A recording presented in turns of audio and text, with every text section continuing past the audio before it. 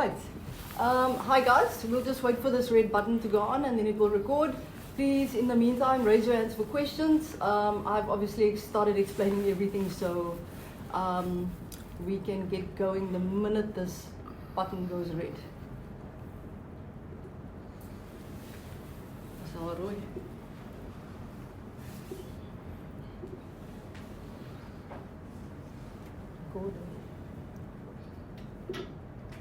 Recording has started. Cool. Nathan?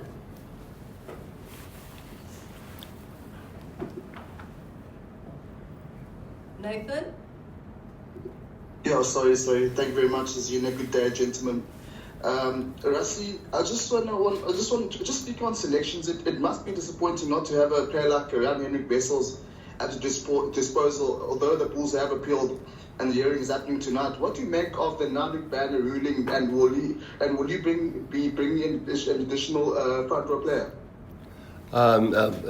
Evening and afternoon. No, hello everybody. No, we won't be bringing somebody in until we hear what's the end result of that appeal. We have enough cover. If we really get an injury before Saturday and he's not available, then we still have Marco available. So at this stage, we're not getting somebody in. And can you speak about the ruling? Sorry, if you can just speak about the ruling, or you're not going to comment on it. I have anything to. Obviously, I have my opinion, but that's not important. It's hopefully the result goes Jan Hendrik's way in the appeal, and that's the best we can hope for. Awesome, thank you. Thank you very much, Zina. Good afternoon, Rassie and Kurt-Lee. I hope you guys are well. Rassie, just talk us through two selections. One, Zachary Porton starting at tight end, and Andre at flank on the bench, please. Yeah, starting with Andre, maybe I think you could have put him at 22 or 23 if you wanted to, but I think we've chatted a lot about that. He's covering both flank and centre for us, so you can say it's a 5-3 split or a 6-2 split. So yeah, it's maybe just in the moment that when we put the team list out, we just put him there. So yeah, he covers both. So I don't think there's something big to explain there. I think everybody knows how we're trying to work with him. I do think with him covering both centre and loose forward, he'll probably get more in match day 23s, which is great for him. So I hope that explains that. The other one was Zach's start. Yeah, well, there was one of two ways going. Thomas Tutua is not available for this game purely because of the Premiership rulings and rest periods and so on. So Thomas is only available next week. And we've got Zach in. And if you can see the guys on the bench, is guys who scrum together. Grobbies and Gerard and Wilco is guys who's used to one another. And then giving Zach a chance next to really experienced guys like Malcolm and Ox.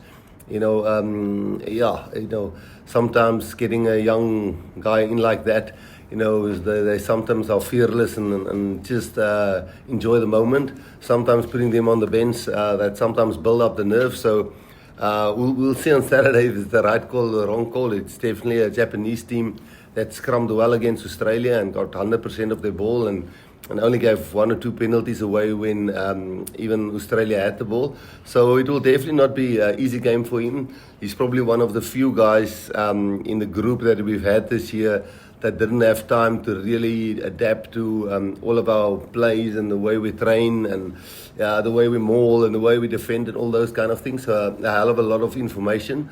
I guess, you don't want to find that out in the last 20 minutes of the game when you have to win the game. So we just thought starting him with that solid lock pairing behind him, and obviously then have great security on the bench with guys that scrummed together in the past. Jan?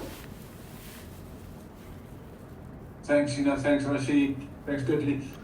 Rassie, you touched on it basically now, the challenge of not being able to select some of your players. So there's some overseas URC-based players and also the Premiership players.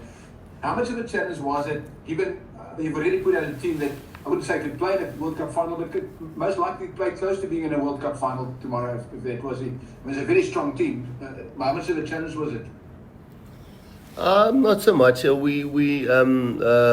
think it's a very valid question, but it wasn't really a big challenge. We actually organized this game, this extra game against Japan, especially for the guys who plays in the Japanese league, because they would have not played a lot of rugby if they didn't play a lot of test matches for us. And this fixture was organized for them, and I think there's about 11 or 12 guys, if you count Mani as well now, who actually play in the Japanese league. So the plan was always to get these guys, because we found in the past that when we go in the end of year tour, previously when we played Ireland and France and teams like that, we had a bit of a slow start because some of our players who were based in Japan hasn't really played a lot of rugby, and that's why this fixture was here. So you'll see the bulk of the guys. I think the only guy that's not been picked that probably could have been picked is Peter Steff, who plays in Japan. So we because we pick players from all over the world, we totally understand the logistics around the different protocols and different competitions. And when we start planning our season, we know that already.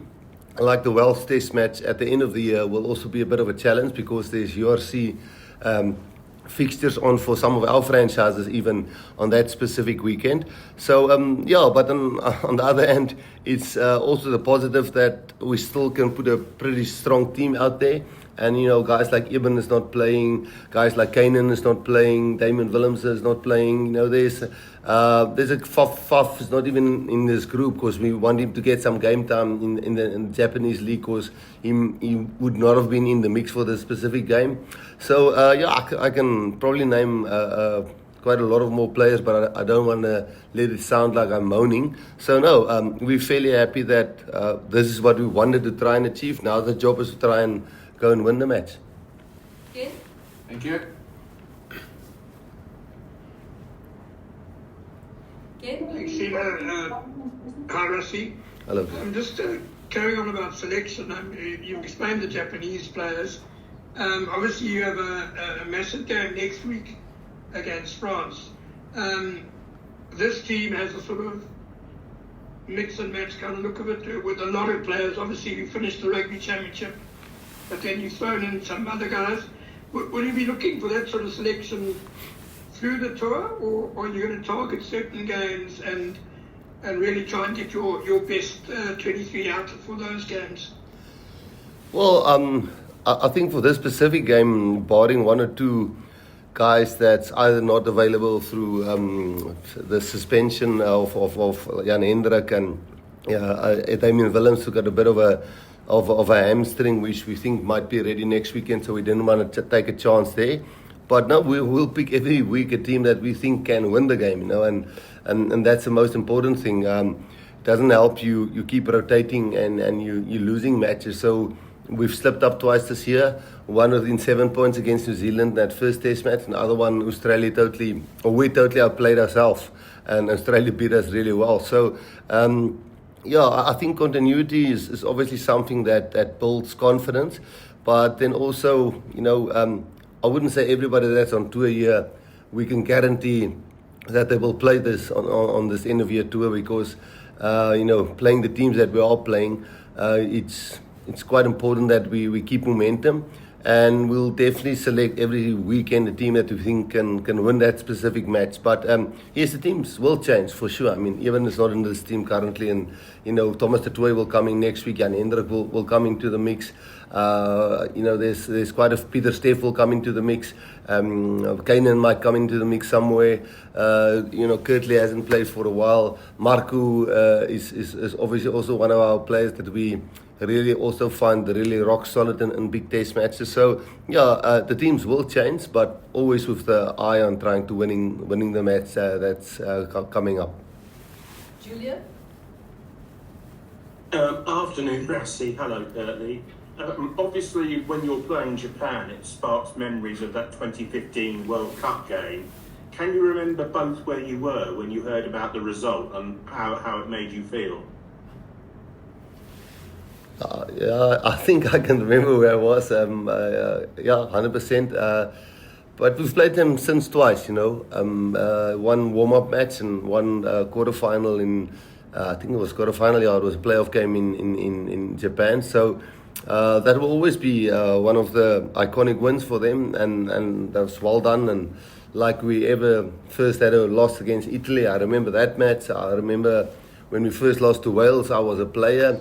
We were playing at the Millennium Stadium. I can remember clearly where I was there because that Emmy Taylor, the centre, ran over me and he scored the winning try. So, those kind of things happen. It's we all have been part of history-making things. Australia beat us for the first time in a long time at Ellis Park. That wasn't a nice feeling. But if you dwell into the past, and I guess for Japan, that will always be one of their greatest moments. And obviously that will motivate them. But I don't think we, at this stage, when we're planning a game, we are analysing Japan and how well they played last weekend and how they're building under Eddie and what they're trying to do.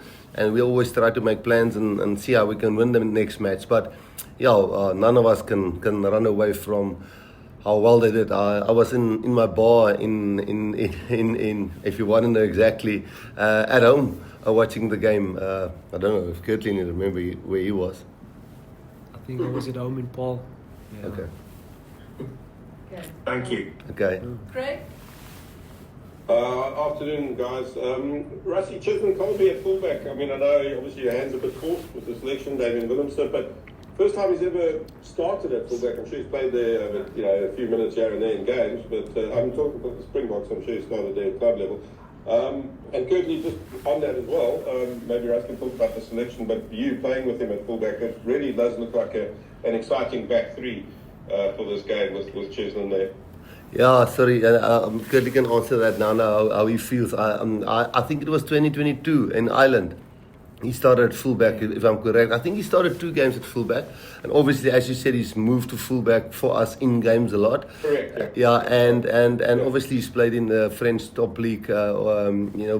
He's played there fullback a lot. We could have probably moved Manuel 100 to 10 and Sasha to 15. Could have done that as well. But you feel a little bit of continuity with Sasha finding his feet at test match level and different oppositions. But having Kurt-Lee back and Ethan playing well and Kanan really doing well, we've got the luxury of giving Cheslin a chance. Yeah. So. Guys? Hi everyone. I'm really excited to be back, and I think like Coach Rassie said now, it's not Cheslin's first time playing on fullback. I think we played against Ireland in 2022 in Avioto. He was the fullback. But looking forward to play with him. I think he's one of the best players, and just excited to be on the field again with him. We can only take 2 more questions, guys. We're already over the 10 minutes. So, Francois and Morgan. Dankie, dit 'n vraag van Kurt-Lee. Ek weet julle nou klaar geantwoord oor tyd terug, maar net om verduidelik half was 'n bietjie frustrerend om op die kant uit te sit. En te kyk hoe die manne die rugby championship wen en nie 'n bydrae te lewer en net hoe jouself weer tot kwalifikasie gebring het. Ek sal sê 'n bietjie frustrerend, maar ek dink beserings gebeur mos maar in die sport. Ek het actually een kan geniet ook, want ek kon bietjie goedjies doen by die huis en ek dink sommige kere is dit goed om net 'n weegpreek te vat van die game van rugby af, maar ek is ook bly vir die manne wat geleenthede gekry het. Obviously jy wil deel wees van die groep en die span.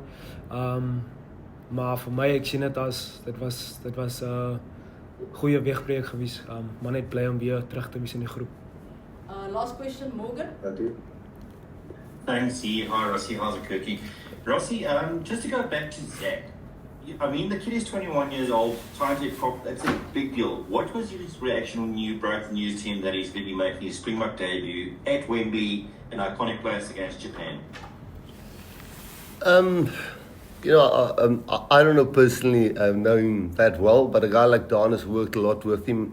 He's come through our EPD structures, and whenever you talk to Dave or to the guys that's coached him before, and with Don who's worked with him before, and then what I've seen from him whenever he gets the opportunity for the Stormers, he's obviously a nice natural athlete. So his reaction was like, we played Kanan Moody when he was 18 against Australia away from home, and he scored the match-winning try against Corumbetti after we lost the first test match. Guy like Ethan is 22. There's a couple of guys who at young ages, but rightly so, but you're asking from a front row player. I think Oli Leroux was 20 when he made his debut. I think Osdurant was quite young when he did it as well. But he's a tight head, and that's a bit different. So, I'm as I say, I don't know him personally, as I haven't coached him a lot and worked with him a lot. Probably spoke 100 words to him in total, but he understands why we're starting him and with who are we starting him. He's understanding it, and luckily with a guy like Dave Wessels running our whole high performance program, we pretty much in sync what Kevin and the guys are doing at the other different levels. And so luckily a lot of our coaches has worked with him, and he seems to be quite level-headed with it, and obviously excited, and he will be nervous, but that's why there's a team around him for him to have the best chance of performing. Zane, last question, then we switch off online.